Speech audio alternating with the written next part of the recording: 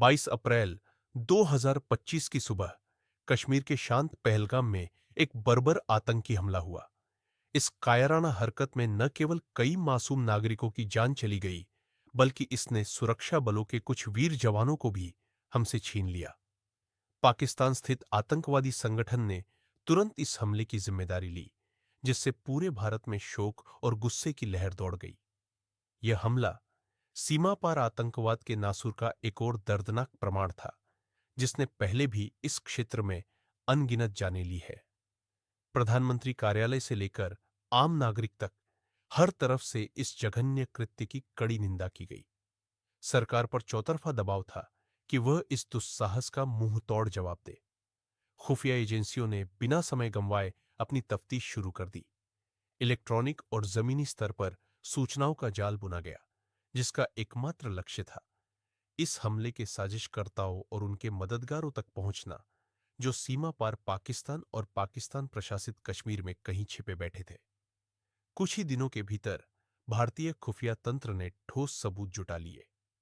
इन सबूतों के आधार पर सरकार ने एक साहसिक और निर्णायक कदम उठाने का फैसला किया। इस जवाबी कार्रवाई को गुप्त नाम दिया गया, ऑपरेशन सिंदूर। यह नाम जितना शांत और पारंपरिक लगता है, इस ऑपरेशन का उद्देश्य उतना ही प्रचंड और स्पष्ट था। आतंकवादियों के सुरक्षित ठिकानों को नष्ट करना और उन्हें यह संदेश देना कि भारत अपनी संप्रभुता और अपने नागरिकों की सुरक्षा के साथ किसी भी कीमत पर समझौता नहीं करेगा। ऑपरेशन सिंदूर के तहत भारतीय वायुसेना के लड़ाकू विमानों ने सीमा पार उड़ान भरी। खबरों के अनुसार इन विमानों ने सटीक निर्देशित मिसाइलों का इस्तेमाल करते हुए कई आतंकी प्रशिक्षण शिविरों और लॉन्च पैड को निशाना बनाया। यह कार्रवाई इतनी अचूक थी कि दुश्मन को संभलने का भी मौका नहीं मिला। सरकार ने स्पष्ट किया कि यह सैन्य कार्रवाई केवल आतंकवादियों और उनके ठिकानों तक ही सीमित थी और इसका उद्देश्य किसी भी तरह से पाकिस्तानी नागरिकों या सैन्य प्रतिष्ठानों को नुकसान पहुंचाना नहीं था। हालांकि पाकिस्तान ने भारत के इस दावे को सिरे से खारिज कर दिया।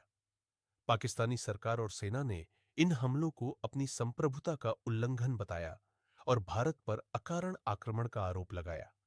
इसके जवाब में पाकिस्तान ने भी अपनी सैन्य कार्रवाई शुरू की, जिसे ऑपरेशन बुनियान अल मार्सस का नाम दिया गया। पाकिस्तानी मीडिया और सैन्य सूत्रों के अनुसार इस ऑपरेशन के तहत भारतीय विमानों को मार गिराने और नियंत्रण रेखा के पास भारतीय सैन्य चौकियों को निशाना बनाने का दावा किया गया। इन दावों की स्वतंत्र पुष्टि अभी तक नहीं हो पाई है, लेकिन इसने निश्चित रूप से दोनों देशों के बीच तनाव को और बढ़ा दिया। इस बढ़ते तनाव ने अंतर्राष्ट्रीय समुदाय को भी चिंतित कर दिया। संयुक्त राष्ट्र और कई शक्तिशाली देशों ने दोनों पक्षों से संयम बरतने और बातचीत के माध्यम से इस संकट का समाधान निकालने की अपील की है।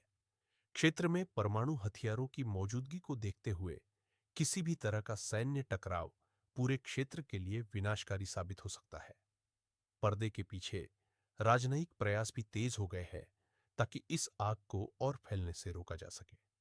भारत का कहना है कि ऑपरेशन सिंदूर आत्मरक्षा में उठाया गया एक आवश्यक कदम था और वह सीमा पार आतंकवाद को बर्दाश्त नहीं करेगा। वहीं पाकिस्तान का आरोप है कि भारत क्षेत्रीय शांति को भंग कर रहा है। इस आरोप प्रत्यारोप के बीच सच्चाई कहीं दब सी गई है, लेकिन एक बात स्पष्ट है, पहलगाम में हुए आतंकी हमले के बाद भारत ने यह दिखा दिया है कि वह अपनी राष्ट्रीय सुरक्षा के लिए किसी भी हद तक जा सकता है।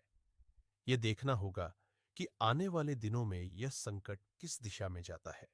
क्या दोनों देश बातचीत की मेज पर बैठकर तनाव कम करने का रास्ता निकालेंगे या यह टकराव और बढ़ेगा?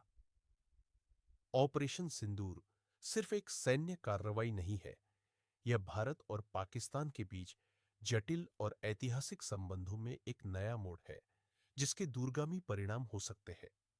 इस क्षेत्र में शांति और स्थिरता की बहाली के लिए संयम, समझदारी और कूटनीति ही एकमात्र रास्ता है।